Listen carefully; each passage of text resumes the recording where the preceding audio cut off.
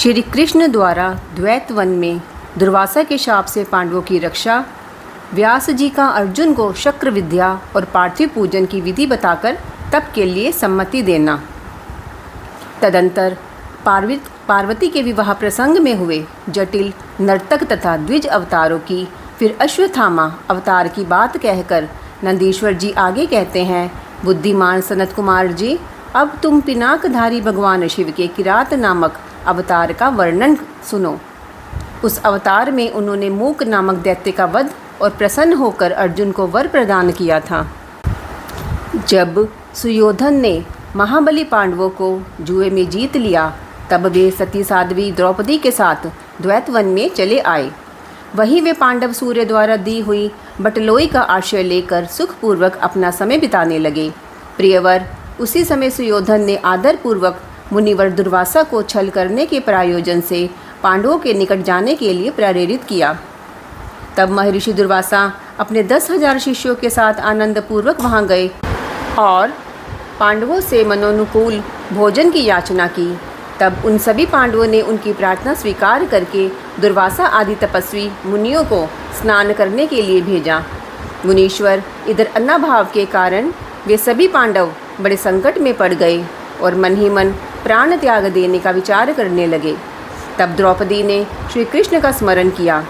वे तत्काल ही वहां आ पहुँचे और शाक के पत्ते का भोग लगाकर उन सभी तपस्वियों को तृप्त कर दिया। फिर तो महर्षि दुर्वासा अपने शिष्यों को तृप्त हुआ जानकर वहां से चलते बने। इस प्रकार श्री कृष्ण की कृपा से उस समय पांडव संकट से मुक्त हुए। तदंतर भगवान श्री कृष्ण ने पांडवों को शिव जी की आराधना करने की सम्मति दी।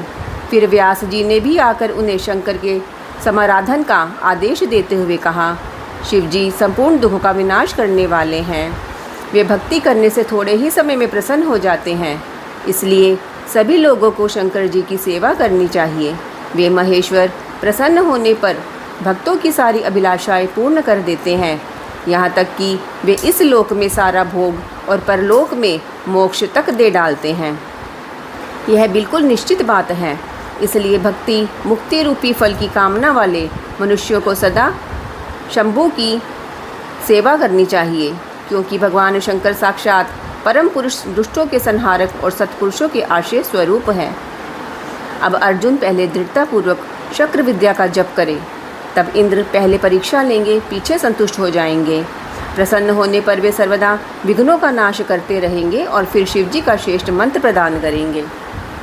नंदीश्वर जी कहते हैं, मुने, इतना कहकर व्यास जी अर्जुन को बुलाकर उन्हें शक्र विद्या का उपदेश देने को उद्यत हुए। तब तीक्ष्ण बुद्धि अर्जुन ने स्नान करके पूर्व मुख बैठकर उस विद्या को ग्रहण कर लिया। फिर उदार बुद्धि मुनिवर व्यास जी ने अर्जुन को पार्थिव लिंग के पूजन का विधान बताकर उनसे कहा। व्यास जी बोले, पार्थ, अब तुम यहाँ से परम रमणीय इंद्रकील पर्वत पर जाओ और वहाँ जाह्नवी के तट पर बैठकर सम्यक रूप से तपस्या करो। यह विद्या अदृश्य रूप से सदा तुम्हारा हित करती रहेगी। अर्जुन को ऐसा आशीर्वाद देकर व्यास जी पांडवों से कहने लगे, नृपश्रेष्ठो, तुम सब लोग धर्म पर दृढ़ बने रहो, इससे तुम्हें सर्वथा श्रेष्ठ सिद्धि प्राप्त होगी। इसमें अन्यथा विचार करने की आवश्यकता नहीं है। नंदीश्वर जी कहते हैं, मुने, इस प्रकार मुनिवर व्यास उन पांडवों को आशीर्वाद दे तथा शिवजी के चरण कमलों का स्मरण करके तुरंत ही अंतर्ध्यान हो गए। उधर शिव मंत्र के धारण करने से अर्जुन में भी अनुपम तेज व्याप्त हो गया। वे उस समय उद्दीप्त हो उठे। अर्जुन को देखकर सभी पांडवों को निश्चय हो गया कि अवश्य ही हमारी विजय होगी, क्योंकि अर्जुन में विपुल तेज उत्पन्न हो गया है। तब उन्होंने अर्जुन से कहा, व्यास जी के कथन से ऐसा प्रतीत होता है कि इस कार्य को केवल तुम ही कर सकते हो, यह दूसरे के द्वारा कभी भी सिद्ध नहीं हो सकता। अतः जाओ और हम लोगों का जीवन सफल बनाओ। तब अर्जुन ने चारों भाइयों तथा द्रौपदी से अनुमति मांगी। उन लोगों को अर्जुन के विछोह का दुख तो हुआ, पर कार्य की महत्ता देखकर सभी ने अनुमति दे दी। फिर तो अर्जुन मन ही मन प्रसन्न होते हुए उस उत्तम पर्वत इंद्रकील को चले गए। वहां पहुंचकर वे गंगा जी के समीप एक मनोरम स्थान पर, जो स्वर्ग से भी उत्तम और अशोकवन से सुशोभित था, ठहर गए। वहां उन्होंने स्नान करके गुरुवर को नमस्कार किया और जैसा उपदेश मिला था उसी के अनुसार स्वयं ही अपना वेश बनाया। फिर पहले मन ही मन इंद्रियों का अपकर्ष करके वे आसन लगाकर बैठ गए। तत्पश्चात समसूत्र वाले सुंदर पार्थिव शिवलिंग का निर्माण करके उनके आगे अनुपम तेजो राशि शंकर का ध्यान करने लगे। वे तीनों समय स्नान करके अनेक प्रकार से बारंबार शिवजी की पूजा करते हुए उपासना में तत्पर हो गए। तब अर्जुन के शिरोभाग से तेज की ज्वाला निकलने लगी। उसे देखकर इंद्र के गुप्तचर भयभीत हो गए। वे सोचने लगे, यह यहाँ कब आ गया। पुनः उन्होंने ऐसा विचार किया कि यह घटना इंद्र को बतला देनी चाहिए। ऐसा सोचकर वे तत्काल ही इंद्र के समीप गए। गुप्तचरों ने कहा, देवेश, वन में एक पुरुष तप कर रहा है, परंतु हमें पता नहीं कि वह देवता है, ऋषि है, सूर्य है अथवा अग्नि है। उसी के तेज से संतप्त होकर हम आपके सन्निकट आए हैं। हमने उसका चरित्र भी आपसे निवेदित कर दिया। अब आप जैसा उचित समझे वैसा करें। नंदीश्वर जी कहते हैं, मुने, उन गुप्तचरों के यूँ कहने पर इंद्र को अपने पुत्र अर्जुन का सारा मनोरथ ज्ञात हो गया। तब वे पर्वत रक्षकों को विदा करके स्वयं वहाँ जाने का विचार करने लगे। विप्रवर, इंद्र अर्जुन की परीक्षा करने के लिए वृद्ध ब्रह्मचारी ब्राह्मण का वेश बनाकर वहाँ पहुँचे। उस समय उन्हें आया हुआ देखकर पांडुपुत्र अर्जुन ने उनकी पूजा की और फिर उनकी स्तुति करके आगे खड़े हो पूछने लगे, ब्राह्मण, बताइए इस समय कहाँ से आपका शुभागमन हुआ है। इस पर ब्राह्मण वेशधारी इंद्र ने अर्जुन को ऐसे वचन कहे जिससे वह तप से डिग जाए। पर जब अर्जुन को दृढ़ निश्चय देखा तब अपने स्वरूप में प्रकट होकर इंद्र ने अर्जुन को भगवान शंकर का मंत्र बताया और उसका जप करने की आज्ञा दी। तदंतर अपने अनुचरों को सावधानी के साथ अर्जुन की रक्षा करने का आदेश देकर वे अर्जुन से बोले, भद्र, तुम्हें कभी भी प्रमादपूर्वक राज्य नहीं करना चाहिए, परंतु यह विद्या तुम्हारे लिए श्रेयस्करी होगी। साधक को सर्वथा धैर्य करना किए रहना चाहिए। रक्षक तो भगवान शिव है ही, वे संपत्तियां और फल मोक्ष दोनों समान रूप से देंगे, इसमें तनिक भी संशय नहीं है। नंदीश्वर जी कहते हैं, मुने, इस प्रकार अर्जुन को वरदान देकर देवराज इंद्र शिवजी के चरण कमलों का स्मरण करते हुए अपने भवन को लौट गए। तब महावीर अर्जुन ने भी सुरेश्वर को प्रणाम किया। फिर वे मन को वश में करके इंद्र के उपदेशानुसार शिवजी के उद्देश्य से तपस्या करने लगे। नंदीश्वर जी कहते हैं, मुने, तदंतर अर्जुन व्यास जी के उपदेशानुसार विधि पूर्वक स्नान तथा न्यास आदि करके परम भक्ति के साथ शिवजी का ध्यान करने लगे। उस समय वे एक श्रेष्ठ मुनि की भांति एक ही पैर के बल खड़े हो सूर्य की ओर एकाग्र दृष्टि करके खड़े खड़े मंत्र जप कर रहे थे। इस प्रकार वे परम प्रेम पूर्वक मन ही मन शिवजी का स्मरण करके शंभु के सर्वोत्कृष्ट पंचाक्षर मंत्र का जप करते हुए घोर तप करने लगे। उस तपस्या का ऐसा उत्कृष्ट तेज प्रकट हुआ जिससे देवगण विस्मित हो गए। पुनः वे शिवजी के पास गए और सम्माहित जिससे बोले, देवताओं ने कहा, सर्वेश, एक मनुष्य आपके लिए तपस्या में निरत है। प्रभु, वह व्यक्ति जो कुछ चाहता है उसे आप दे क्यों नहीं देते। नंदीश्वर जी कहते हैं, मुने, यूँ कहकर देवताओं ने अनेक प्रकार से उनकी स्तुति की। फिर उनके चरणों की ओर दृष्टि लगाकर वे विनम्र भाव से खड़े हो गए। तब उदार बुद्धि एवं प्रसन्नात्मा महाप्रभु शिवजी उस वचन को सुनकर ठठाकर हंस पड़े और देवताओं से इस प्रकार बोले। शिवजी ने कहा, देवताओं, अब तुम लोग अपने स्थान को लौट जाओ। मैं सब तरह से तुम लोगों का कार्य संपन्न करूँगा। यह बिल्कुल सत्य है, इसमें संदेह की गुंजाइश नहीं है। नंदीश्वर जी कहते हैं, मुने, शंभु के उस वचन को सुनकर देवताओं को पूर्णतः निश्चय हो गया। तब वे सब अपने स्थान को लौट गए। इसी समय मूक नामक दैत्य शूकर का रूप धारण करके वहाँ आया। विप्रेंद्र, उसे उस समय मायावी दुरात्मा दुर्योधन ने अर्जुन के पास भेजा था। वह जहाँ अर्जुन स्थित थे उसी मार्ग से अत्यंत वेगपूर्वक पर्वत शिखरों को उखाड़ता, वृक्षों को छिन्न भिन्न करता तथा अनेक प्रकार के शब्द करता हुआ आया। तब अर्जुन की भी दृष्टि उस मूक नामक असुर पर पड़ी। वे शिवजी के पाद पद्मों का स्मरण करके यो विचार करने लगे। अर्जुन ने मन ही मन कहा, यह कौन है और कहाँ से आ रहा है। यह तो क्रूर कर्मा दिखाई पड़ रहा है। निश्चय ही यह मेरा अनिष्ट करने के लिए आ रहा है, इसमें तनिक भी संशय नहीं है। क्योंकि जिसका दर्शन होने पर अपना मन प्रसन्न हो जाए वह निश्चय ही अपना हितैषी है, और जिसके दिखने पर मन व्याकुल हो जाए वह शत्रु ही है। आचार से कुल का, शरीर से भोजन का, वार्तालाप से शास्त्र ज्ञान का और नेत्र से स्नेह का परिचय मिलता है। आकार से, चाल ढाल से, चेष्टा से, बोलने से तथा नेत्र और मुख के विकार से मन के भीतर का भाव जाना जाता है। नेत्र 4 प्रकार के कहे गए हैं: उज्ज्वल, सरस, तिरछे और लाल। विद्वानों ने इनका भाव भी पृथक पृथक बतलाया है। नेत्र मित्र का संयोग होने पर उज्ज्वल, पुत्र दर्शन के समय सरस, कामिनी के प्राप्त होने पर वक्र और शत्रु के दिख जाने पर लाल हो जाते हैं। इस नियम के अनुसार इसे देखते ही मेरी सारी इंद्रियां कलुषित हो उठी हैं, अतः यह निस्संदेह शत्रु ही है और मार डालने योग्य है। इधर मेरे लिए गुरु जी की आज्ञा भी ऐसी है कि राजन, जो तुम्हें कष्ट देने के लिए उद्यत हो उसे तुम बिना किसी प्रकार का विचार किए अवश्य मार डालना, तथा मैंने इसलिए आयुध भी तो धारण कर रखा है। यो विचार कर अर्जुन बाण का संधान करके वहीं डटकर खड़े हो गए। इसी बीच भक्तवत्सल भगवान शंकर अर्जुन की रक्षा, उनकी भक्ति की परीक्षा और उस दैत्य का नाश करने के लिए शीघ्र ही वहां आ पहुँचे। उस समय उनके साथ गणों का यूथ भी था और वे महान अद्भुत सुशिक्षित भील का रूप धारण किए हुए थे। उनकी कांच बंधी थी और उन्होंने वस्त्रखंडों से ईशान ध्वज बांध रखा था। उनके शरीर पर श्वेत धारियाँ चमक रही थी, पीठ पर बाणों से भरा हुआ तरकश बंधा था और वे स्वयं धनुष बाण धारण किए हुए थे। उनका गण यूथ भी वैसे ही साज सज्जा से युक्त था। इस प्रकार शिव भिल्लराज बने हुए थे। वे सेनाध्यक्ष होकर तरह तरह के शब्द करते हुए आगे बढ़े। इतने में सुअर की गुर्राहट का शब्द 10 दिशाओं में गूंज उठा। उस शब्द से पर्वत आदि सभी जड़ पदार्थ झन्ना उठे। तब उस वनेचर के शब्द से घबराकर अर्जुन सोचने लगे, अहो, क्या ये भगवान शिव तो नहीं है जो यहाँ शुभ करने के लिए पधारे हैं, क्योंकि मैंने पहले से ही ऐसा सुन रखा है।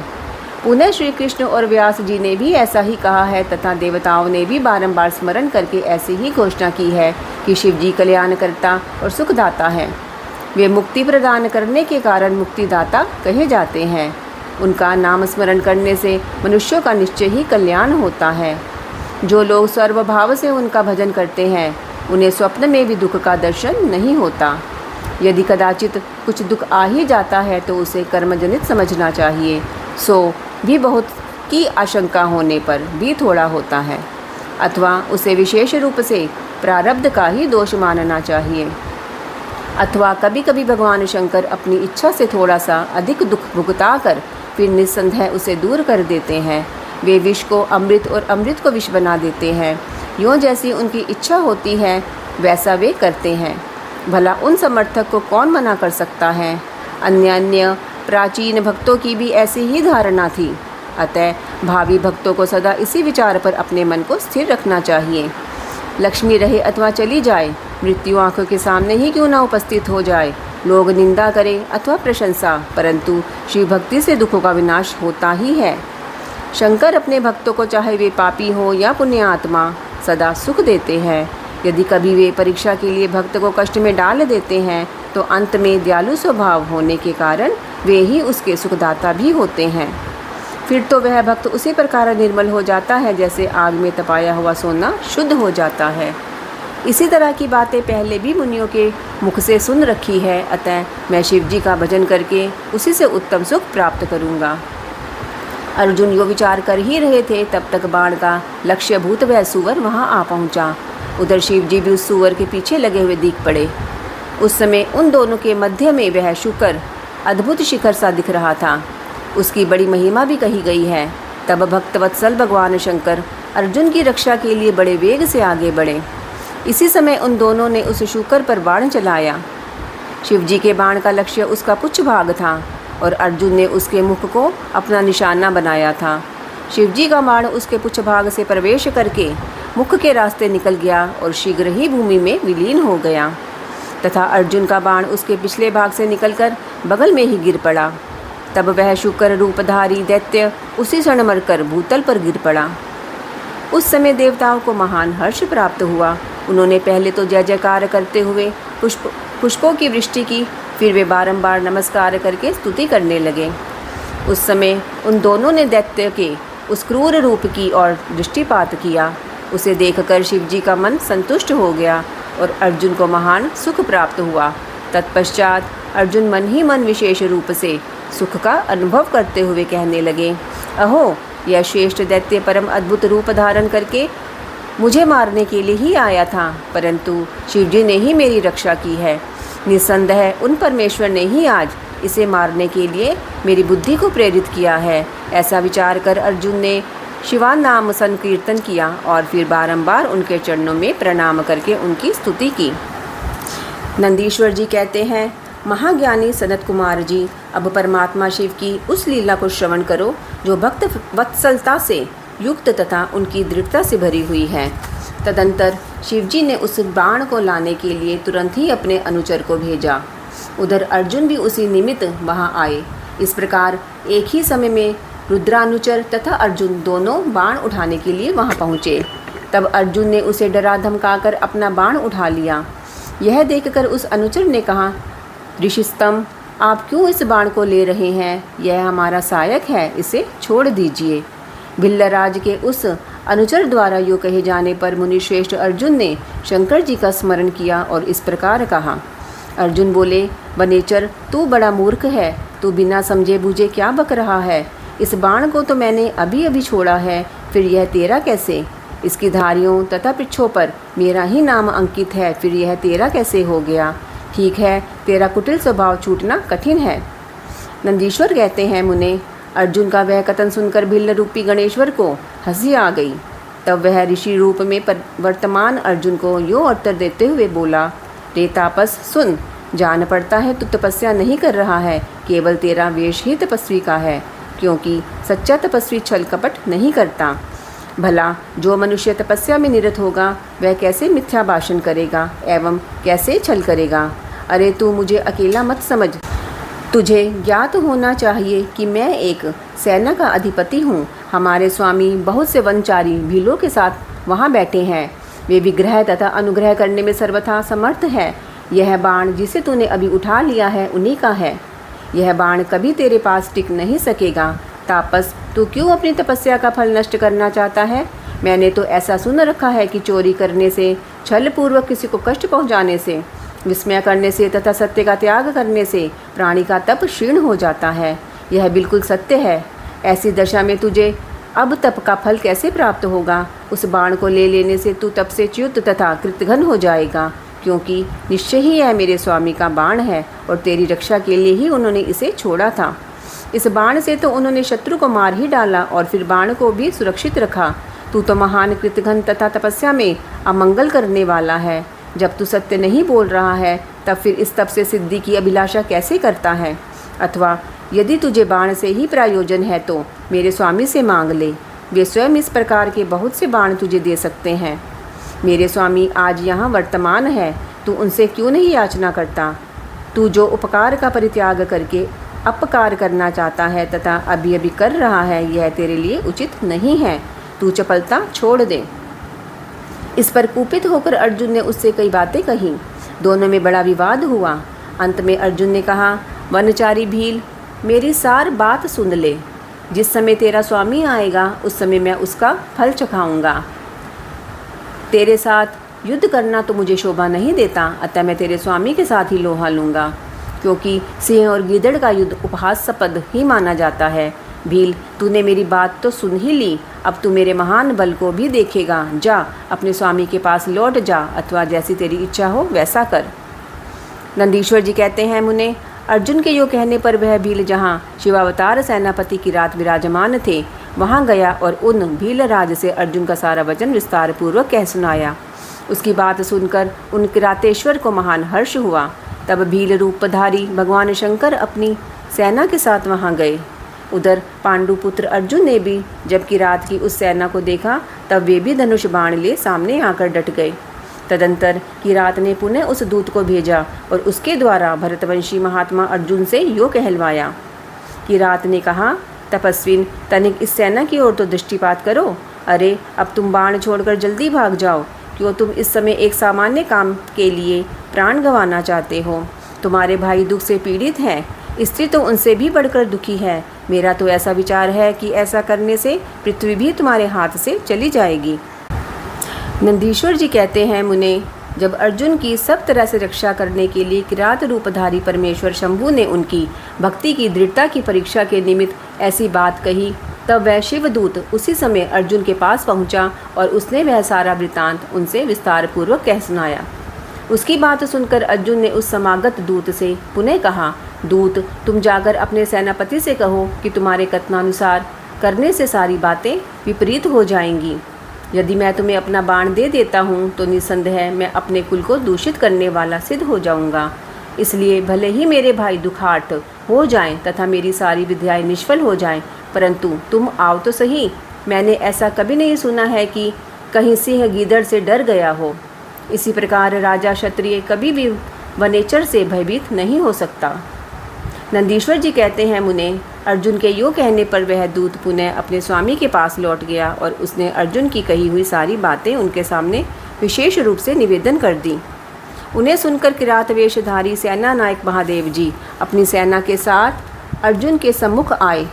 उन्हें आया हुआ देखकर अर्जुन ने शिव जी का ध्यान किया, फिर निकट जाकर उनके साथ अत्यंत भीषण संग्राम छेड़ दिया। इस प्रकार गणों सहित महादेव जी के साथ अर्जुन का घोर युद्ध हुआ। अंत में अर्जुन ने शिव जी के चरण कमल का ध्यान किया। उनका ध्यान करने से अर्जुन का बल बढ़ गया। तब वे शंकर जी के दोनों पैर पकड़कर उन्हें घुमाने लगे। उस समय भक्त वत्सल महादेव जी हंस रहे थे। मुने, भक्त पराधीन होने के कारण वे अर्जुन को अपनी दास्तां प्रदान करना चाहते थे, इसलिए उन्होंने ऐसी लीला रची थी, अन्यथा ऐसा होना सर्वथा असंभव था।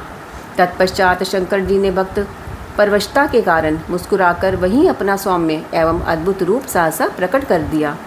पुरुषोत्तम शिव जी का जो स्वरूप वेदों, शास्त्रों तथा पुराणों में वर्णित है तथा व्यास जी ने अर्जुन को ध्यान करने के लिए जिस सर्वसिद्धिदाता रूप का उपदेश दिया था, शिव जी ने वही रूप दिखाया।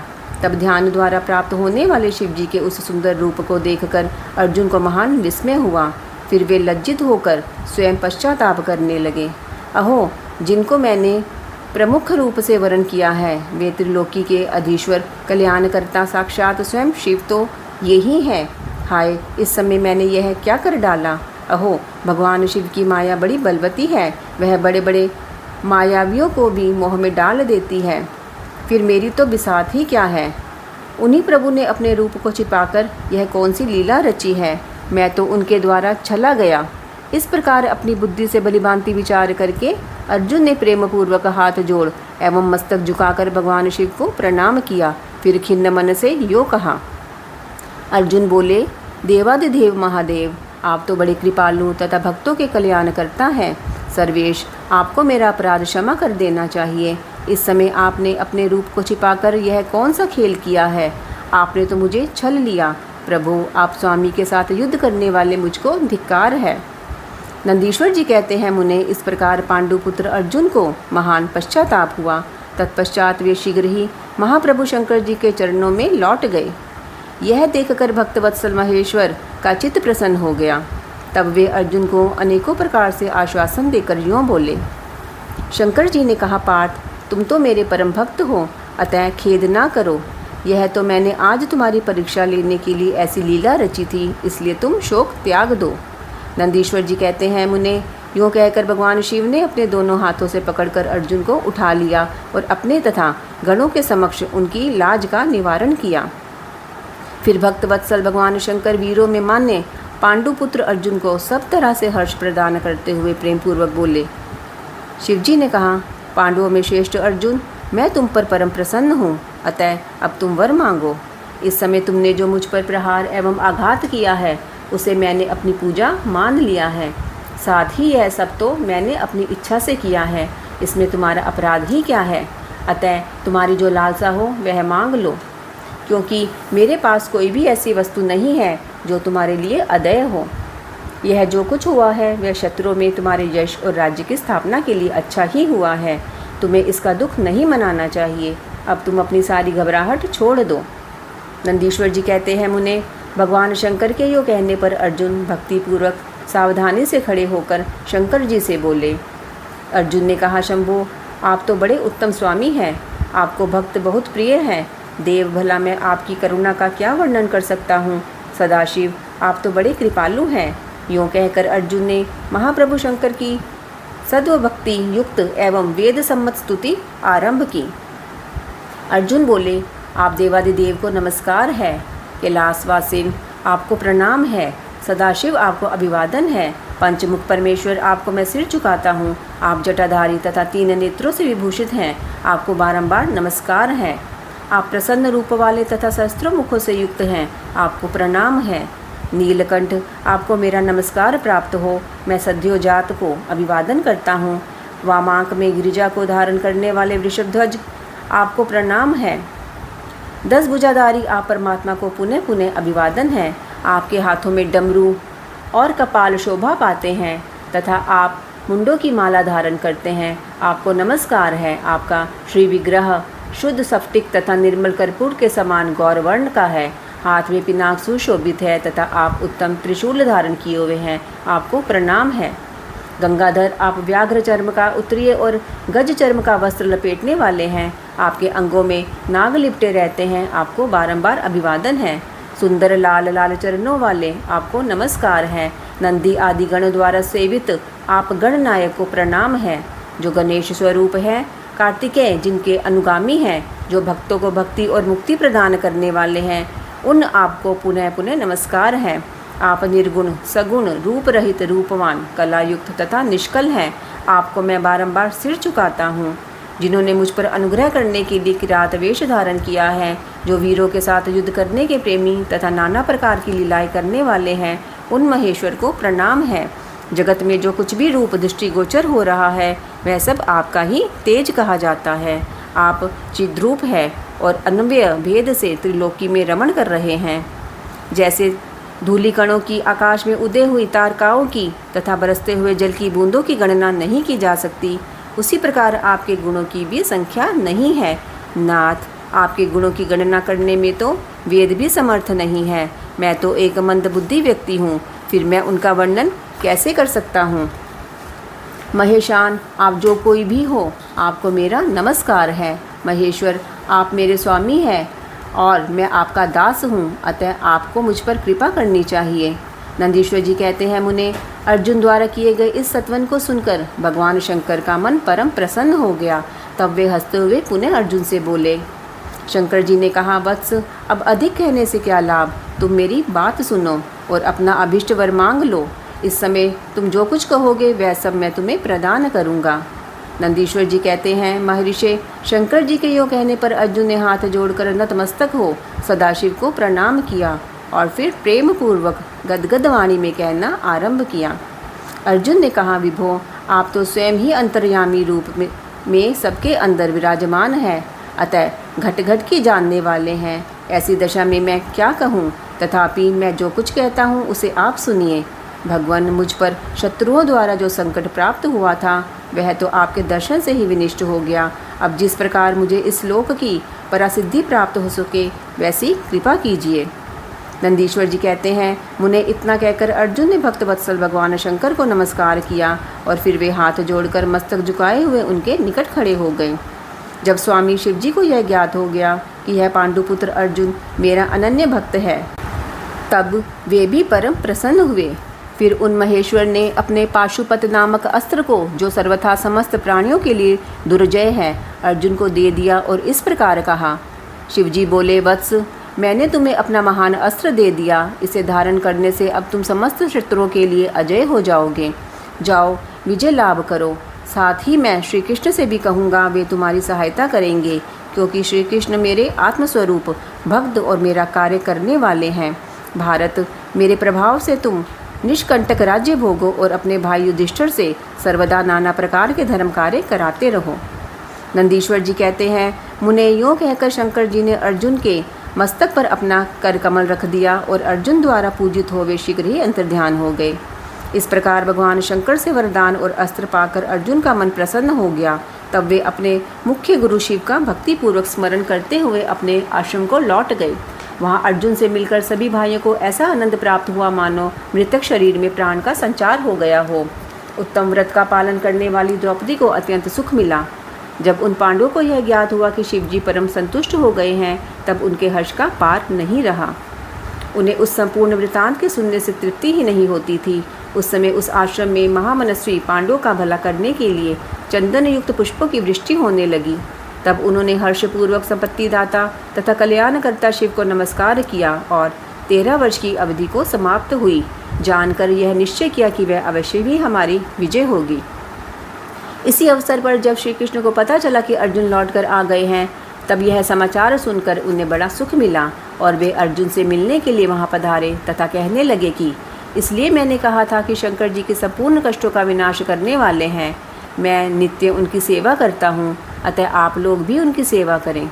मुने, इस प्रकार मैंने शंकर जी के किरात नामक अवतार का वर्णन किया है। जो इसे सुनता अथवा दूसरों को सुनाता है, उसकी सारी कामनाएं पूर्ण हो जाती हैं। नंदीश्वर जी कहते हैं, मुने, अब तुम सर्वव्यापी भगवान शंकर के बाहर अन्य ज्योतिर्लिंग स्वरूपी अवतारों का वर्णन श्रवण करो, जो अनेक प्रकार के मंगल करने वाले हैं। उनके नाम ये हैं: सौराष्ट्र में सोमनाथ, श्रीशैल पर मल्लिकार्जुन, उज्जैनी में महाकाल, ओंकार में अमरेश्वर, हिमालय पर केदार, डाकिनी में भीमशंकर, काशी में विश्वनाथ, गौतमी के तट पर त्र्यंबकेश्वर, चिताभूमि में वैद्यनाथ, दारुकवन में नागेश्वर, सेतुबंध पर रामेश्वर और शिवालय में घुष्मेश्वर। मुने, परमात्मा शंभु के यही वे 12 अवतार हैं। ये दर्शन और स्पर्श करने से मनुष्य को सब प्रकार का आनंद प्रदान करते हैं। मुने, उनमें पहला अवतार सोमनाथ का है। यह चंद्रमा के दुख का विनाश करने वाला है। इनका पूजन करने से क्षय और कुष्ठ आदि रोगों का नाश हो जाता है। यह सोमेश्वर नामक शिवावतार सौराष्ट्र नामक पावन प्रदेश में लिंग रूप में स्थित है। पूर्व काल में चंद्रमा ने इनकी पूजा की थी। वही संपूर्ण पापों का विनाश करने वाला एक चंद्रकुंड है, जिसमें स्नान करने से बुद्धिमान मनुष्य संपूर्ण रोगों से मुक्त हो जाता है। परमात्मा शिव के सोमेश्वर नामक महालिंग का दर्शन करने से मनुष्य पाप से छूट जाता है और उसे भोग और मोक्ष सुलभ हो जाते हैं। तात शंकर जी का मल्लिकार्जुन नामक दूसरा अवतार श्रीशैल पर हुआ। वह भक्तों को अभीष्ट फल प्रदान करने वाला है। मुने, भगवान शिव परम प्रसन्नतापूर्वक अपने निवास भूत कैलाशगिरी से लिंग रूप में श्रीशैल पर पधारे हैं। पुत्र प्राप्ति के लिए इनकी स्तुति की जाती है। मुने, यह जो दूसरा ज्योतिर्लिंग है, वह दर्शन और पूजन करने से महासुख कारक होता है और अंत में मुक्ति भी प्रदान कर देता है। इसमें तनिक भी संशय नहीं है। तात शंकर जी का महाकाल नामक तीसरा अवतार उज्जैनी नगरी में हुआ। वह अपने भक्तों की रक्षा करने वाला है। एक बार रत्नमाल निवासी दूषण नामक असुर, जो वैदिक धर्म का विनाशक, विप्रद्रोही तथा सब कुछ नष्ट करने वाला था, उज्जैनी में जा पहुंचा। तब वेद नामक ब्राह्मण के पुत्र ने शिव जी का ध्यान किया। फिर तो शंकर जी ने तुरंत ही प्रकट होकर हुंकार द्वारा उस असुर को भस्म कर दिया। तत्पश्चात अपने भक्तों का सर्वथा पालन करने वाले शिव देवताओं की प्रार्थना करने पर महाकाल नामक ज्योतिर्लिंग स्वरूप से वहीं प्रतिष्ठित हो गए। इन महाकाल नामक लिंग का प्रयत्न पूर्वक दर्शन और पूजन करने से मनुष्य की सारी कामनाएं पूर्ण हो जाती है और अंत में उसे परम गति प्राप्त होती है।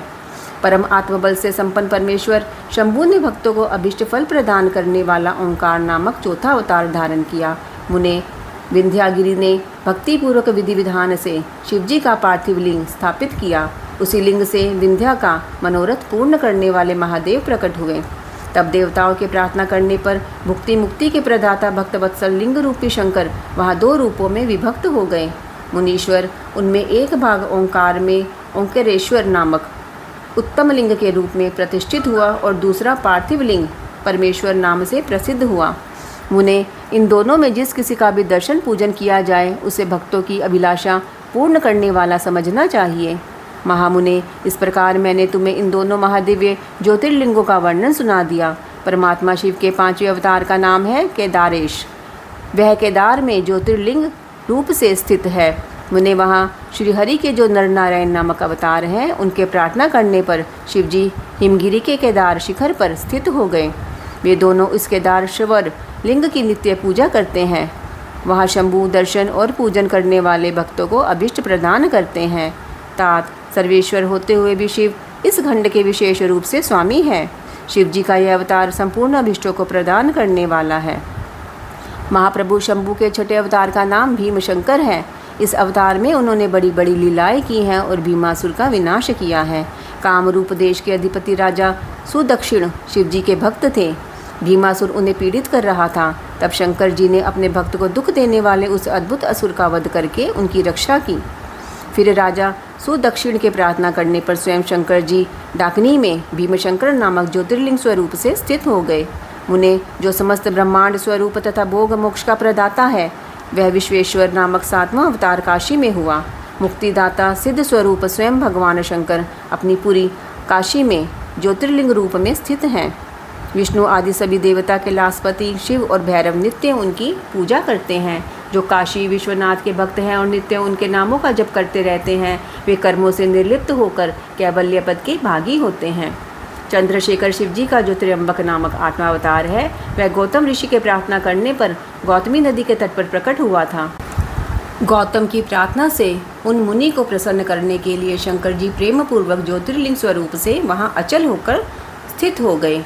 अहो, उन महेश्वर का दर्शन और स्पर्श करने से सारी कामनाएं सिद्ध हो जाती हैं। तत्पश्चात मुक्ति भी मिल जाती है। शिवजी के अनुग्रह से शंकर प्रिया परम पावनी गंगा गौतम के स्नेहवश महागौतमी नाम से प्रवाहित हुई। उनमें नवावतार वैद्यनाथ नाम से प्रसिद्ध है। इस अवतार में बहुत सी विचित्र लीलाएं करने वाले भगवान शंकर रावण के लिए आविर्भूत हुए थे। उस समय रावण द्वारा अपने लाए जाने को ही कारण मानकर महेश्वर ज्योतिर्लिंग स्वरूप से चिताभूमि में प्रतिष्ठित हो गए। उस समय से वे त्रिलोकी में वैद्यनाथेश्वर नाम से विख्यात हुए। वे भक्ति पूर्वक दर्शन और पूजन करने वाले को भोग मोक्ष के प्रदाता हैं। मुने, जो लोग इन वैद्यनाथेश्वर शिव के महात्म्य को पढ़ते अथवा सुनते हैं, उन्हें यह भुक्ति मुक्ति का भागी बना देता है। 10वां नागेश्वर अवतार कहलाता है। यह अपने भक्तों की रक्षा के लिए प्रादुर्भूत हुआ था। यह सदा दुष्टों को दंड देता रहता है। इस अवतार में शिवजी ने दारुक नामक राक्षस को, जो धर्मघाती था, मारकर वैश्यों के स्वामी अपने सुप्रिय नामक भक्त की रक्षा की थी। तत्पश्चात बहुत सी लीलाएं करने वाले वे परात्पर प्रभु शंभु लोकों का उपकार करने के लिए अंबिका सहित ज्योतिर्लिंग स्वरूप से स्थित हो गए। मुने, नागेश्वर नामक उस शिवलिंग का दर्शन तथा अर्चन करने से राशि के राशि महान पातक तुरंत विनष्ट हो जाते हैं। मुने, शिवजी का 11वां अवतार रामेश्वर अवतार कहलाता है। वह श्री रामचंद्र का प्रिय करने वाला है। उसे श्री राम ने ही स्थापित किया था। जिन भक्त वत्सल शंकर ने परम प्रसन्न होकर श्री राम को प्रेम पूर्वक विजय का वरदान दिया, वे ही लिंग रूप में आविर्भूत हुए। मुने, तब श्री राम के अत्यंत प्रार्थना करने पर वे सेतुबंध पर ज्योतिर्लिंग स्वरूप से स्थित हो गए। उस समय श्री राम ने उनकी भली भांति सेवा पूजा की। रामेश्वर की अद्भुत महिमा की भूतल पर किसी से तुलना नहीं की जा सकती। यह सर्वदा भुक्ति मुक्ति की प्रदायिनी तथा भक्तों की कामना पूर्ण करने वाली है। जो मनुष्य सद्भक्ति पूर्वक रामेश्वर लिंग को गंगा जल से स्नान कराएगा, वह जीवन मुक्त ही है। वह इस लोक में जो देवताओं के लिए भी दुर्लभ है, ऐसे संपूर्ण भोगों को भोगने के पश्चात परम ज्ञान को प्राप्त होगा। फिर उसे कैवल्य मोक्ष मिल जाएगा। घुष्मेश्वर अवतार शंकर जी का 12वां अवतार है। वह नाना प्रकार की लीलाओं का कर्ता, भक्तवत्सल तथा घुष्मा को आनंद देने वाला है। मुने, घुष्मा का प्रिय करने के लिए भगवान शंकर दक्षिणा दिशा में स्थित देवशैल के निकटवर्ती एक सरोवर में प्रकट हुए। मुने, घुष्मा के पुत्र को सुदेह ने मार डाला था। उसे जीवित करने के लिए घुष्मा ने शिवजी की आराधना की। तब उनकी भक्ति से संतुष्ट होकर भक्तवत्सल शंभु ने उनके पुत्र को बचा लिया। तदंतर कामनाओं के पूरक शंभु घुष्मा की प्रार्थना से उस तड़ाग में ज्योतिर्लिंग स्वरूप से स्थित हो गए। उस समय उनका नाम घुष्मेश्वर हुआ। जो मनुष्य उस शिवलिंग का भक्ति पूर्वक दर्शन तथा पूजन करता है, वह इस लोक में संपूर्ण सुखों को भोग कर अंत में मुक्ति प्राप्त करता है। सनत कुमार जी, इस प्रकार मैंने तुमसे इस 12 दिव्य ज्योतिर्लिंगों का वर्णन किया है। ये सभी भोग और मोक्ष के प्रदाता है। जो मनुष्य ज्योतिर्लिंगों के इस कथा को पढ़ता अथवा सुनता है, वह संपूर्ण पापों से मुक्त हो जाता है तथा भोग मोक्ष को प्राप्त करता है। इस प्रकार मैंने इस शतरुद्र नाम की संहिता का वर्णन कर दिया। यह शिव के 100 अवतारों की उत्तम कीर्ति से संपन्न तथा संपूर्ण अभीष्ट फलों को देने वाली है। जो मनुष्य इस नित्य समाहित चित्त से पढ़ता अथवा सुनता है, उसकी सारी लालसाएं पूर्ण हो जाती हैं और अंत में उसे निश्चय ही मुक्ति मिल जाती है। शतरुद्र संहिता संपूर्ण। ओम नमो शिवाय।